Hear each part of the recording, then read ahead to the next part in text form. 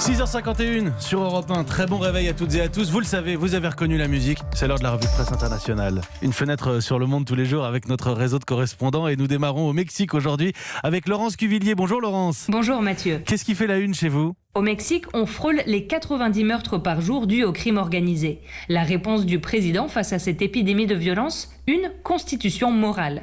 Le site d'information Economia Hoy raconte comment le chef d'État s'est réuni avec une poignée de sommités intellectuelles pour commencer à rédiger le texte. Avec un objectif large comme l'horizon, inculquer le respect de l'individu, de la société, de la famille et de la nature. L'article cite une intégrante du comité de rédaction. Non, le texte n'aura pas de valeur juridique et non, ce ne sera pas du catéchisme. Si elle a besoin de le préciser, c'est que les réseaux sociaux sont déjà aux aguets et craignent que la proximité du président avec les milieux évangélistes se reflète dans ce projet ouvertement moralisateur. Et sur Twitter, une réflexion est récurrente. Si on se chargeait d'abord de faire respecter la Constitution en vigueur, qui, elle, a bel et bien une valeur juridique. Laurence Cuvillier à Mexico. Henri de la Guérie est à Barcelone pour Europe 1. Bonjour Henri. Bonjour Mathieu. De quoi est-ce qu'on parle en Espagne ? La colère des agriculteurs. Depuis plus d'une semaine, ils manifestent un peu partout en Espagne contre la baisse de leurs revenus. Explique El País. Hier, ils étaient à Madrid. Ils souffrent des droits de douane instaurés par les États-Unis sur certains produits, de la concurrence internationale de plus en plus rude et de la hausse du SMIC qui pénalise les embauches. Ils réclament notamment des prix justes. L'Espagne rurale se réveille, titre El Mundo. Il y a quelques jours, 20 personnes ont été blessées lors d'affrontements entre agriculteurs et forces de l'ordre. Selon La Vanguardia, le gouvernement socialiste craint, je cite, la naissance d'un mouvement comme celui des Gilets jaunes.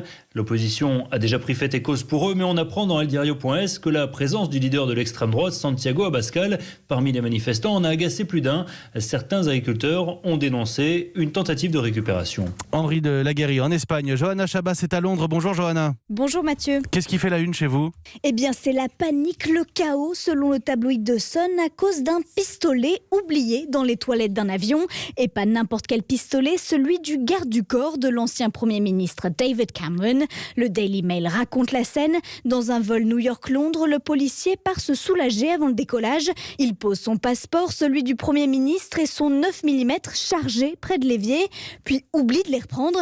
C'est un passager terrifié qui les trouve. Heureusement que c'était quelqu'un de bien intentionné, écrit le tabloïd.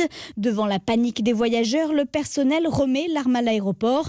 Donc le garde du corps décolle, mais sans son pistolet. Depuis, une enquête a été ouverte par la police des polices, explique The Guardian, et l'agent de sécurité maladroit a été suspendu. Merci Johanna Chabas à Londres pour Europe 1. L'Angleterre, l'Espagne, le Mexique, c'est la revue de presse internationale tous les matins à 6h50.